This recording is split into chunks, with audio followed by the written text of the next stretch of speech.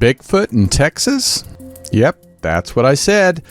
Today we're going to talk with Lyle Blackburn about his exploration of Bigfoot in Texas and the surrounding areas. Lyle, who is an author, adventurer, has emerged as a prominent figure in the search for one of the nation's most elusive creatures. Yes, Bigfoot. With his steadfast passion that has propelled him across the diverse landscapes of Texas and beyond, Blackburn's pursuit is more than a mere quest for the unknown. It's a journey into the heart of a legend that has captured the minds and stirred the imaginations for generations.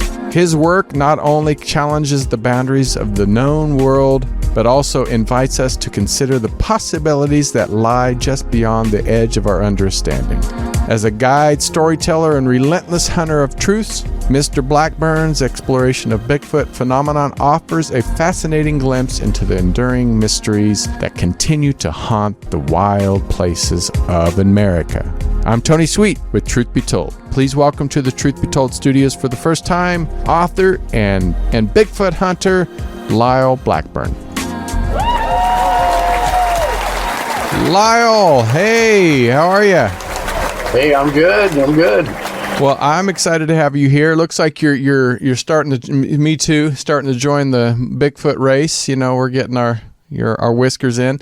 But I always like to start off with my interviews. I always say that if you're a UFO, a Bigfoot, ghost, there's usually an experience that leads us into this field. You know, it's sometimes it's, I just grew up on reading some good books, but I'm curious at what really got you started hunting Bigfoots and other cryptozoology characters in our field of paranormal.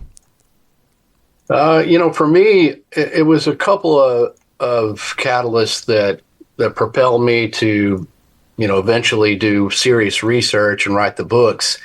When I was young, as far back as I can remember, I loved movie monsters and such. Mm-hmm. And when I was in third grade, I got a book called Strange But True by Daniel Cohen. And that had sort of paranormal stuff and cryptids, and it had stories of Bigfoot, Yeti, and the Loch Ness Monster. And that was the first time I had really heard of something like that. And having grown up with my father hunting, he's an avid bow hunter, and we had hunted all through Texas and done a lot of camping in Arkansas and places like that. So woodland settings were my thing. And then I'm thinking, wow, somewhere out there in the woods and wherever the Pacific Northwest is, there's this monstrous creature. Well, it's kind of far away from Texas, and of course, Loch Ness Monster and the Yeti, that seems like a world away. But then at some point, I saw a movie called The Legend of Boggy Creek, which came out in 1972 and played for years in drive-ins and theaters and even on TV. And that dramatized true stories of sightings and incidents of a Sasquatch-like creature in southern Arkansas in a little town called Fouke, only about 3 hours from where I lived. And so that really kind of brought it home. And this was more of a scary sort of a situation. And the movie, was scary, sort of a horror docudrama. And so that just fascinated me, because now there was something closer, to my home. And that just stuck with me all throughout life. And, I sort of read other Bigfoot books and this sort of thing. But then at some point, my career has been in writing and music, and I wanted to look into the Legend of Boggy Creek and what were the facts behind this. And this movie was a phenomenon. How did this all happen? And that kind of got me started on this trail of sort of investigating Bigfoot, famous Bigfoot cases, and writing the books. Yeah, you mentioned the Northwest, and I live in Southern California, so I'm a little ways from it, but I'm not too far where I can't go to these big forests and national parks, and a lot of Native Americans that give the legends of Bigfoot and Yetis and all that stuff out here, and they seem to focus on the Northwest. a lot. Not necessarily Bigfoot, but the legends. Why does, Arkansas and Texas don't, or even my sister years ago, they were clam hunting, in the rivers of Kansas, which there's woods, but not like a vast majority of woods. And they swear they saw an upright ape-like creature running through the woods when they were hunting clams. So there are sightings, but why does the Northwest seem to get the most? Is it just because the more sightings, or is it just why does the Midwest or South not get as much attention? Your theory. Yeah, it was primarily because that's where the first stories sort of originated, out of those areas in the Pacific Northwest. Right. And also because of the Patterson-Gimlin film, which was filmed in October of 1967, which was actually in Northern California. So those kind of factors focused in on Bigfoot being something of that area. Right. But all the while, there had been sightings, reports, newspaper articles, all over the U.S. and even in the South, about people seeing, similar creatures, but they didn't call it Bigfoot. It'd be like wild man, or, the wild man of the Navidad, or the Sabine thing, or the Boggy Creek monster, all this other stuff, where it wasn't necessarily associated with Bigfoot, but when you look at the descriptions, they're similar enough to say, well, this could be pretty much the same creatures that just live in different geographical environments. So, and then to the casual listener, Bigfoot, they just sort of carried this thought that it's big. There's one Bigfoot, and it lives in the Pacific Northwest, and that's all there is to it. But as you well know, that if you delve into this, you find that this is a phenomenon that spreads really worldwide, and there's sightings even in Kansas, where it seems more unlikely, but that's just the history of it. Yeah, and I think a lot of people that have seen Bigfoot, but especially back, 20 years ago and before, were scared to mention anything because it does make you look crazy, or he was drunk, or she was drunk, or she's going nuts, or so I think a lot more people maybe are more open to speak about it now, and I think that's why a lot of, like my sister, would say, hey, this is what we saw, versus back in the day. Absolutely. When did you start? What year did you start kind of becoming this hunter of Bigfoot? I started around 2008, 2009, where I became aware that there was actually groups of people that were organized and were doing Bigfoot research, and one in particular in the Texas area. And, prior to that, I didn't really realize that there was any organization to this, Right.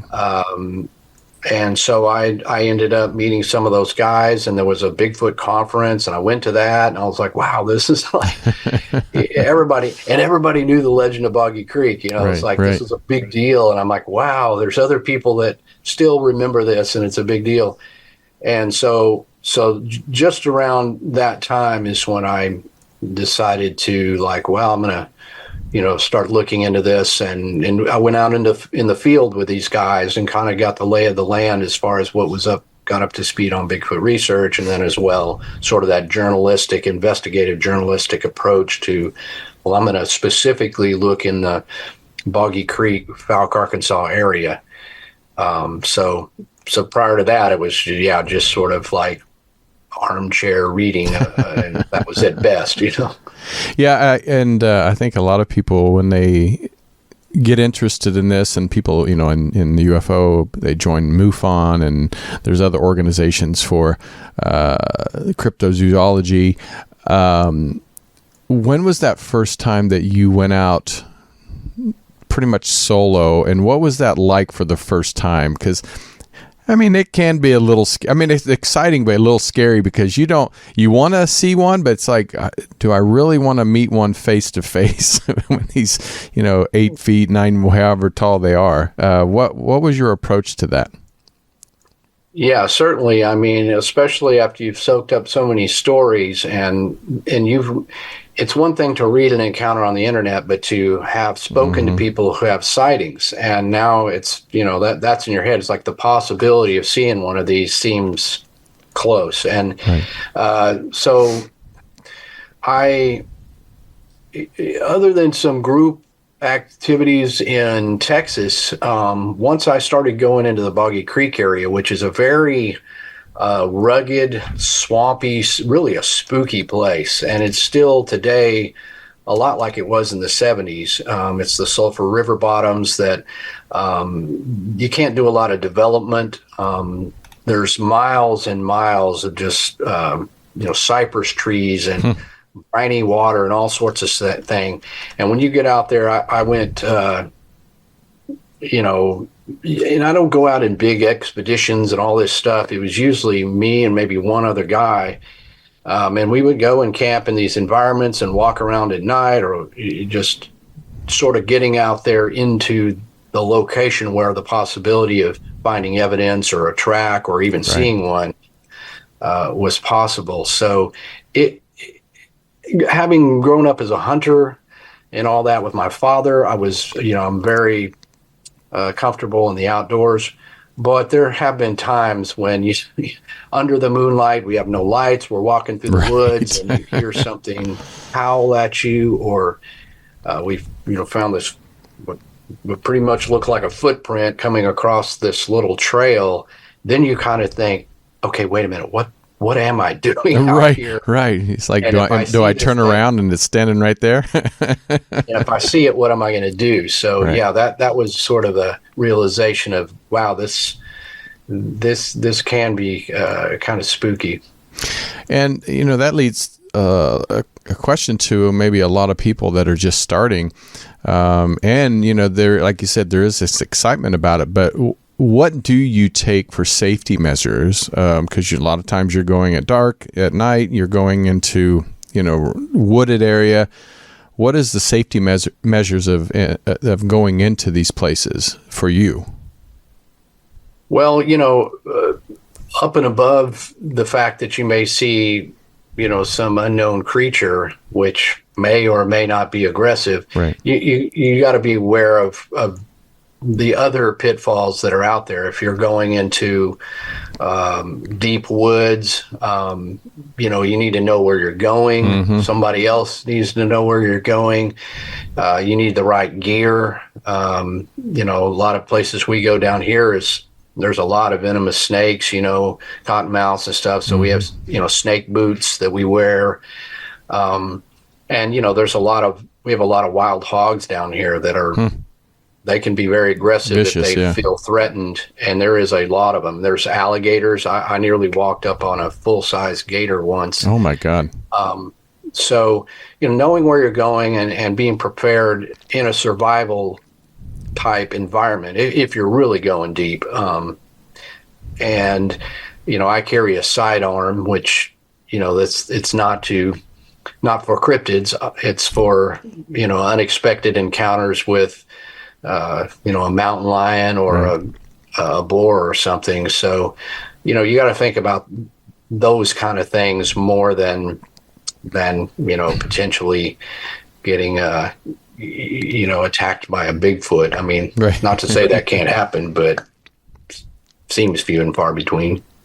When you go to these parks, national parks, it's easier to get on to these national parks. You pay a fee or whatever to get in, and you can go on your hikes. But if it's a private land, there's a lot of private land out there that people have seen stuff on. How do you approach the owner? Because the owner may not always agree with the Bigfoot sighting, doesn't want the exposure. I don't believe in that stuff. How do you approach it, and have you been turned away from land before?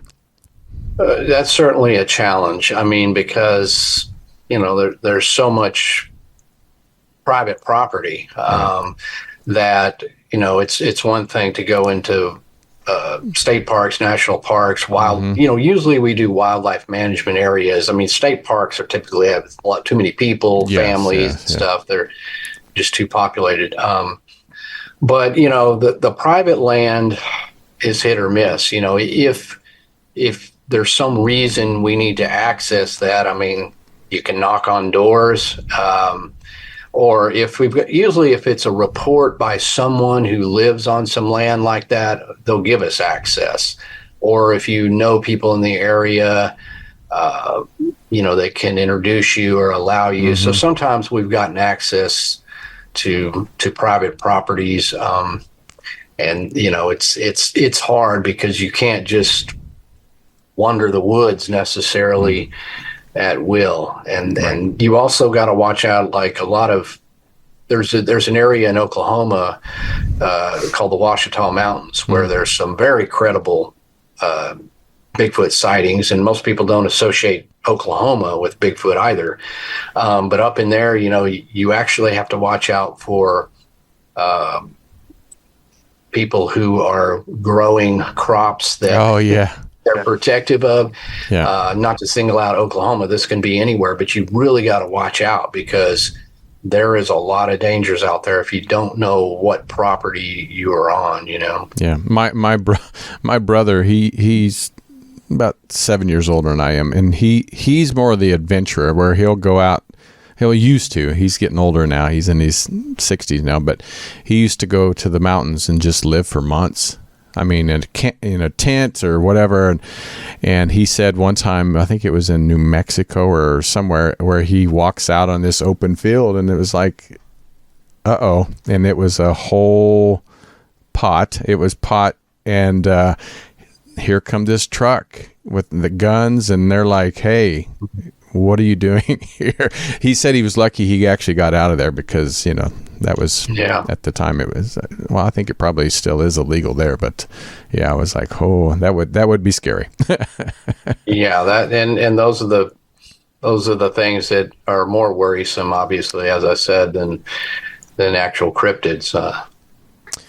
Well, why in your theory, in your years of experience, why do you think these, Bigfoot, Yeti, are choosing certain areas to be seen and habitating, at least temporarily? Why? I mean, because like you said, why would they go in Kansas in this strip of woods? Why would they go to Oklahoma? Why do you think they choose certain areas to live in or even just visit? Because where are they at when it's not being seen? Right. Well, there is a pattern of correlation between waterways and bodies of water and sightings of Bigfoot, or really most cryptids. That seems to make sense. And it depends on how we look at it. If you're talking about Bigfoot in terms of, okay, we just say it's a biological, terrestrial creature, obviously dense woods and a lot of water are advantageous to survival. And so, I think that makes a lot of sense that, swampy environments are usually the least developed, and they're the most, they're rich with, food and water. Rivers are often a good path of travel because, these are the things, along a river, there's usually some sort of tree cover. They go under highways if they need to move.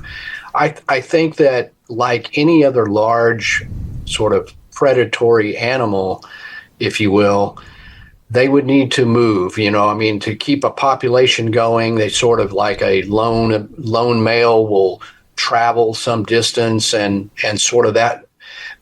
And that, I think, would explain why they're sometimes seen in unlikely environments, maybe passing through Kansas. They don't necessarily take up residence, but it could be that they need to travel. And I think that all makes sense. And of course, a lot of theories about cryptids or Bigfoot that, they're interdimensional or extraterrestrial, all this other stuff. Well, I don't know. I think if they're jumping through portals, why don't they pop out on my street and Right. or pop up in suburbia?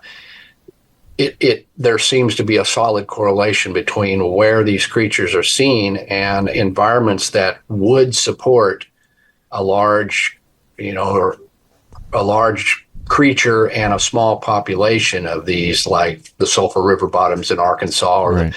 the Pacific Northwest. I mean, there's a lot more contiguous wooded areas out there, and if you drop somebody in the middle of that, you can see immediately how something could hide out here. You never find it, Right, right.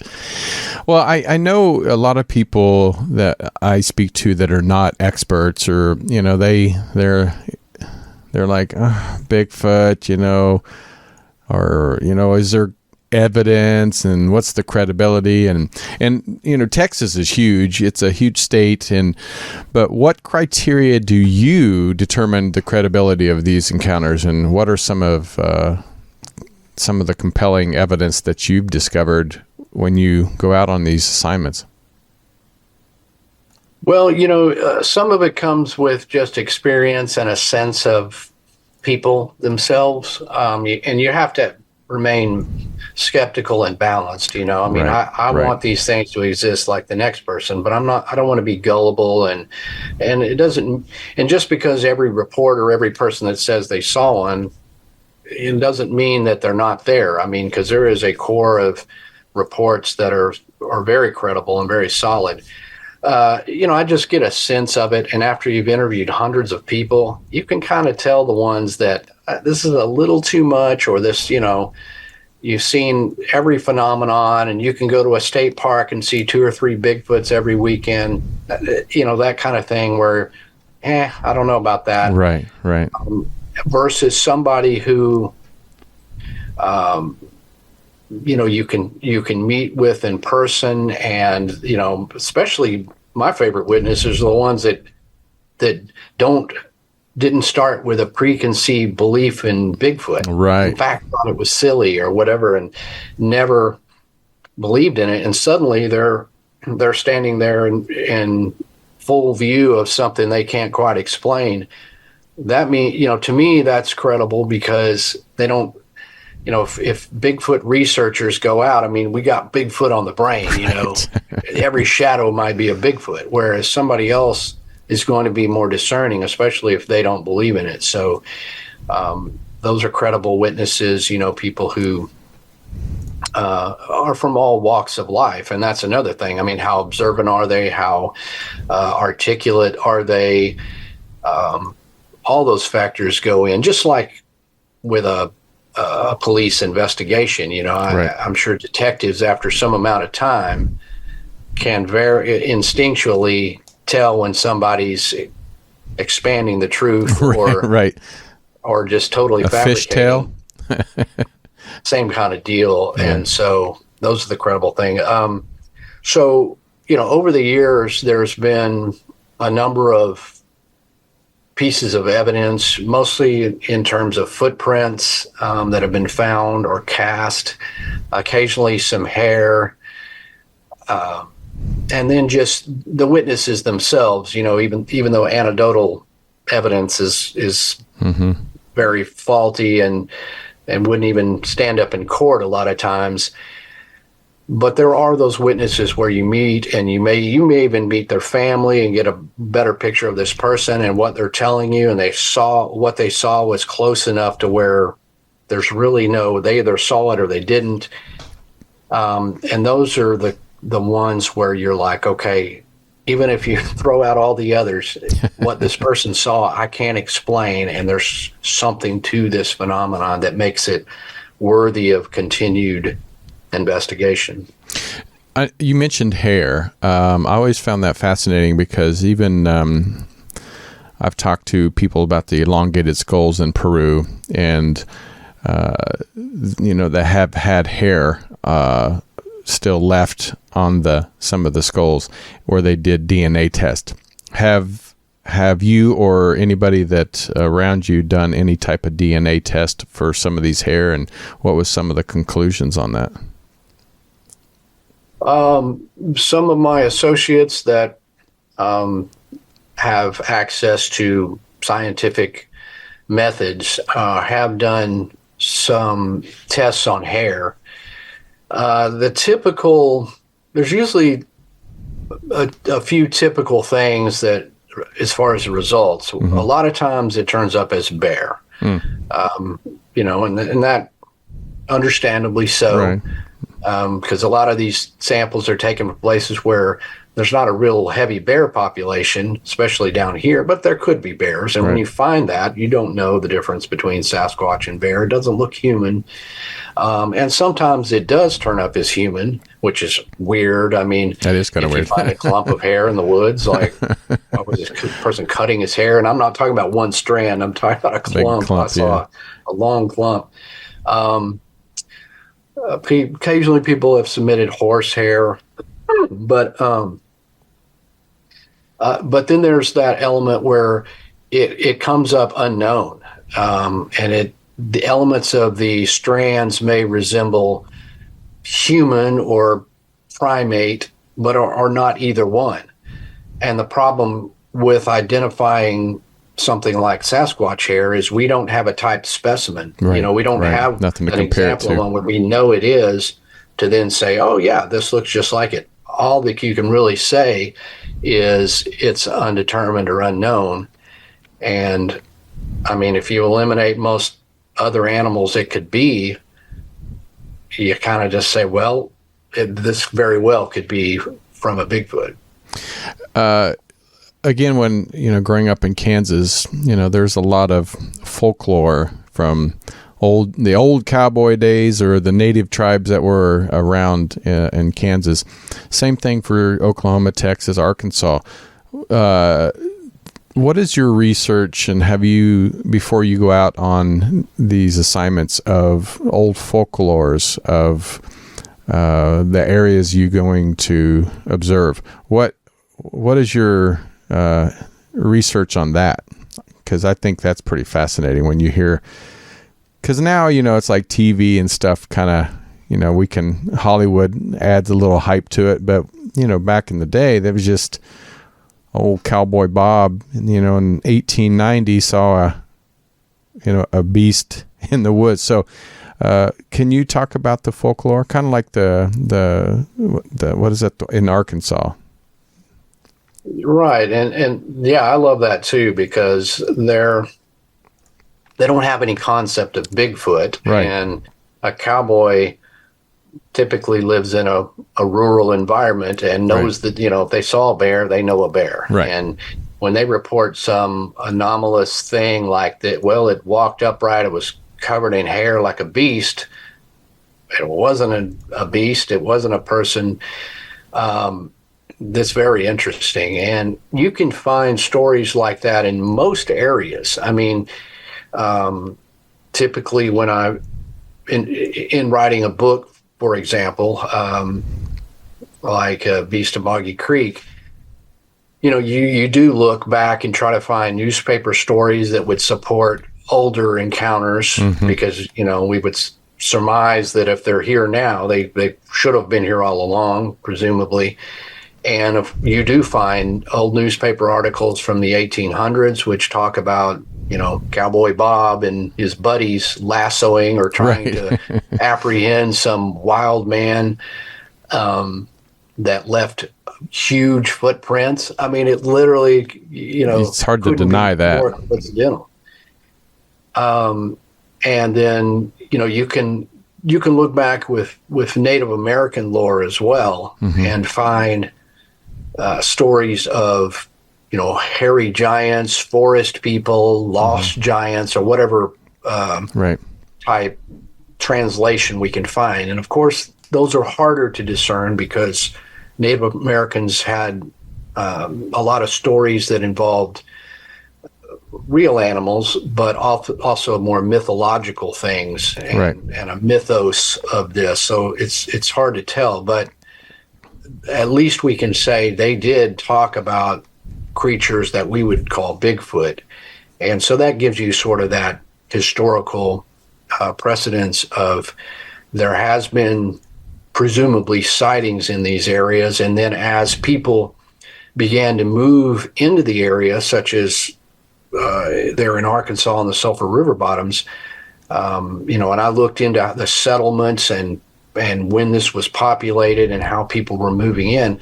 And the more people that moved into the area, then that's when the sightings start ramping up. There's, the late 1800s, early 1900s, 1930s, there starts to be more 40s and 50s. Then you start to get more of those. And so that seems to make sense with you have to have people moving in order to report modern day sightings. So it all seems to correlate in some way. And I mean, that leads to a really good question is, like you said, in the mid 1800s and before, even late 1800s and before, the population of these areas were quite a bit lower. And, the cities were definitely growing, but now we've kind of, in 2024, the human race is kind of like taking over pretty much every land that we can get our hands on and, cutting down trees, forest. What is your take on really going into these natural habitats of not just, the mountain lions and the bears, but even Bigfoot? What is your take on preserving some of these areas, for these creatures to live? Yeah, I mean, that is a concern, for all wildlife, right? Is that we're slowly eroding those environments and possibly endangering their populations. And so, with something like Bigfoot, where you would presume there is already a low population, we could very well have causing extinction of something we already don't have trouble proving. And, so that is a concern. There was a group here in Texas called the Texas Bigfoot Research Conservancy. And I was a member of that group for a while. And, the goal was, somewhat to prove Bigfoot existed, therefore to preserve these habitats that they may be in, which I don't know it could be good or bad for these creatures, but and it doesn't necessarily even work for wildlife now because we're at odds with economics versus conservation. That's always a political odds. But I very much am a outdoors person, grown up like me too in those environments, and for any reason they're to be valued, and we definitely should preserve these environments for humans and for all the wildlife and perhaps the mysterious creatures. For those people that are listening today or watching today on our YouTube channel, and thank you guys for tuning in, I appreciate it. We have Lyle Blackburn. I mean, he's this author and monster hunter and Bigfoot hunter and all this amazing stuff that most of us don't get the opportunity to do. But some people, like when you first started, they really wanted to go and do some UFO hunting or ghost hunting or even Bigfoot hunting. What, in your expertise of Bigfoot and crypto zoology, how do people get started, and what should they prepare for? And is there technology they need to buy, and then how do they get started in this field? Well, it's easier to do it nowadays because you can find like-minded individuals and groups online. Right. If you're interested in this, and you got to have a love of it, because it's not something.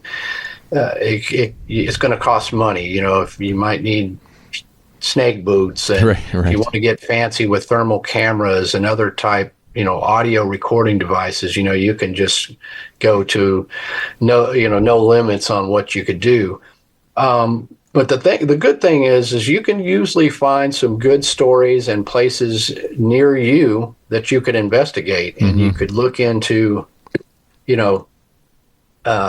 do some research online and find locations and stories that are in your area. So you don't have to travel far, and you can often find groups. There's a group for every state.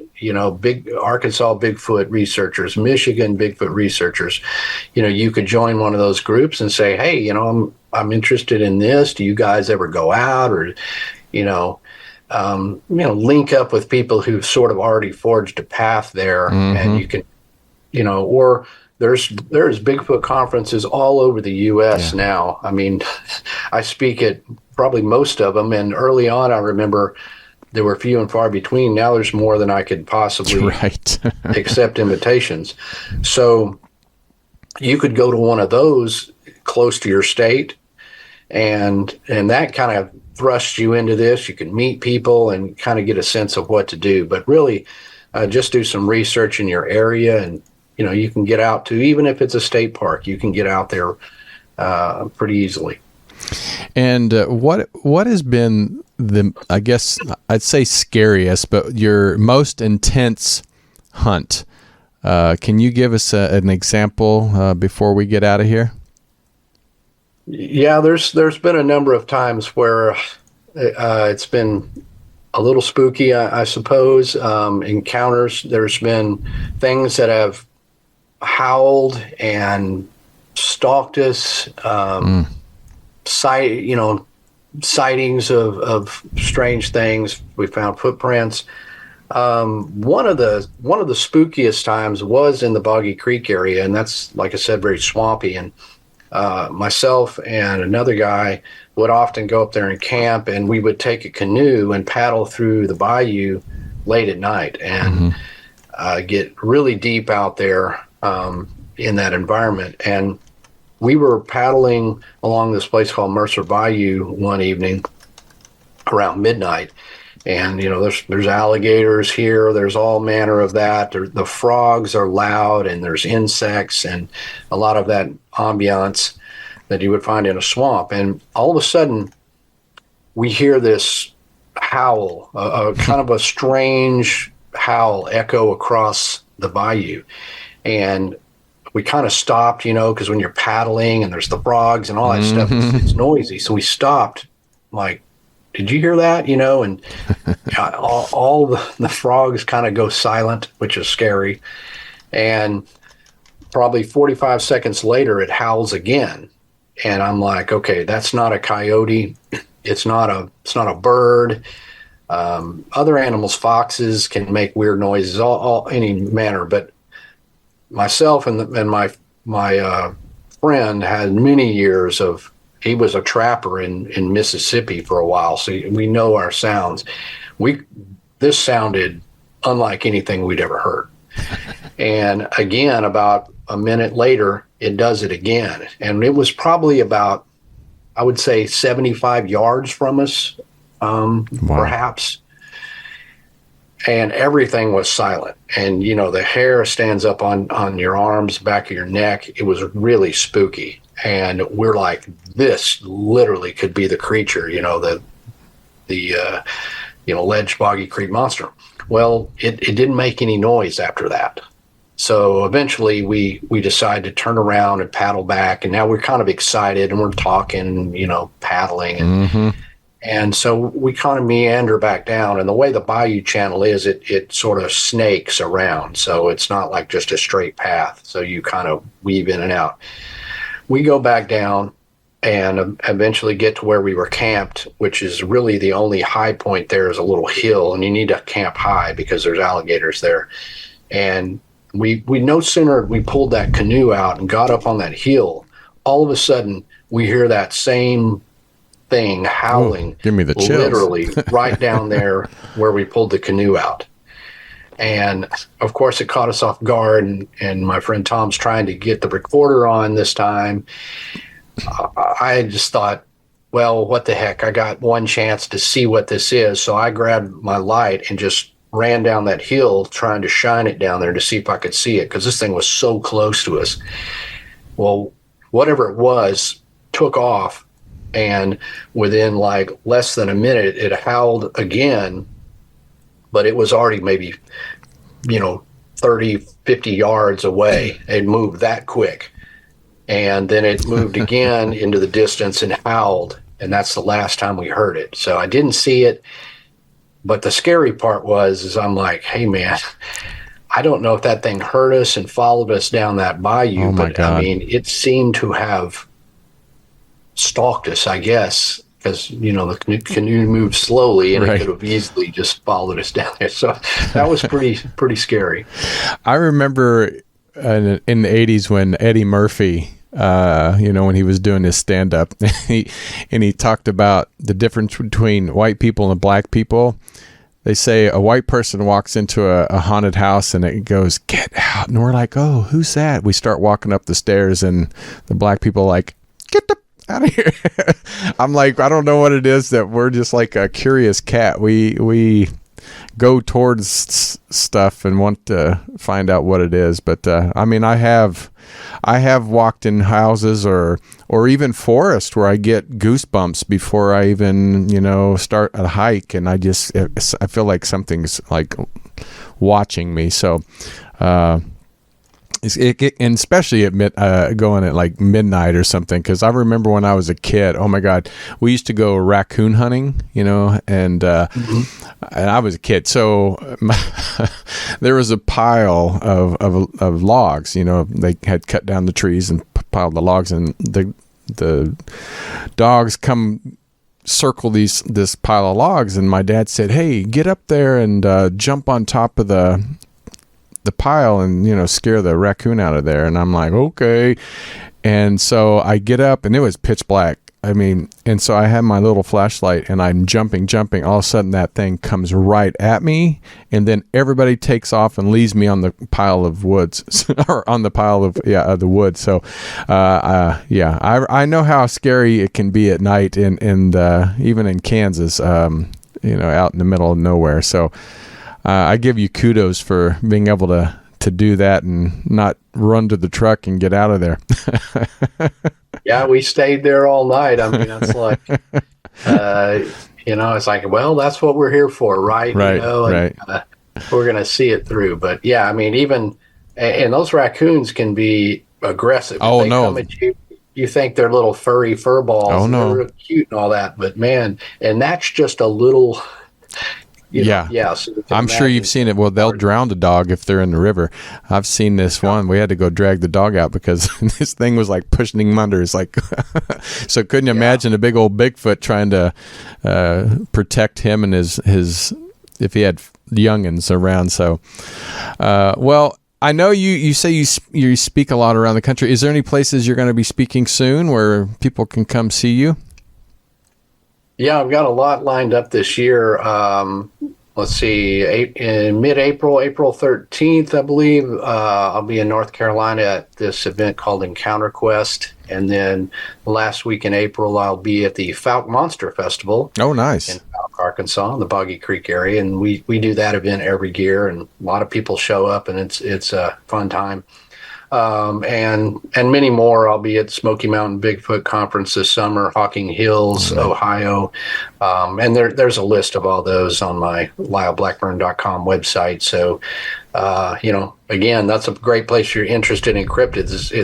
It's an amazing time if you come to one of these conferences, because you'll learn a lot, and and you're face to face with people, and people who may have had encounters, and obviously people who can relate cases and stories. So those are really cool things to do. And I mean, you wrote this book, Texas Bigfoot. I mean, that's just one of many of your books that you've written. Is there anything new coming out that you're working on? I've been working on another book slowly, and over the last year, I've developed a podcast called Monstro Bizarro, which is a little bit different format. It's like a monologue narration type. Oh, wow. That's great. Adventure in which I talk about famous creatures or cases, and as opposed to sort of the interview format. So just trying to come up with something that was unique. So I've been working on the podcast as I have time between the books and then the travel and other things. So there's always something in works. Yeah. A lot to do. Right. Well, we appreciate you for, like you said, going out and doing things that most of us don't have a chance to do. And I appreciate you doing that and bringing us the story and your experiences. So I hope have you back soon, and hopefully I'll get to see. I do a festival I just started last year. This year we're doing 2 small events, but hopefully next year we'll have another bigger one. I had Ronnie LeBlanc come out for, so maybe I'll have to have you come and speak at our event. So I appreciate it. Sounds good. All right. Well, thank you, Lyle. Don't forget to go to lyleblackburn.com. You can check out his schedule, check out all the books on Amazon, on his website, and we appreciate him for being on the show today. And thank you guys for tuning in, for being part of Truth Be Told every week for the last almost 14 years now. And I hope you guys support us by subscribing, leave a comment, share the show, like and subscribe, blah, blah, blah, all that good stuff. And listen to our podcast anywhere podcasts are distributed. And until next time, I'm Tony Sweet. Take care of yourself and each other. Bye. This has been another episode of Truth Be Told. Thank you so much for watching. Recorded live at UBN Go Studios in Burbank, California. Join us on social media. Facebook, Truth Be Told Radio. Instagram, Truth Be Told Paranormal. Go to Truth Be Told Worldwide for more information on upcoming shows.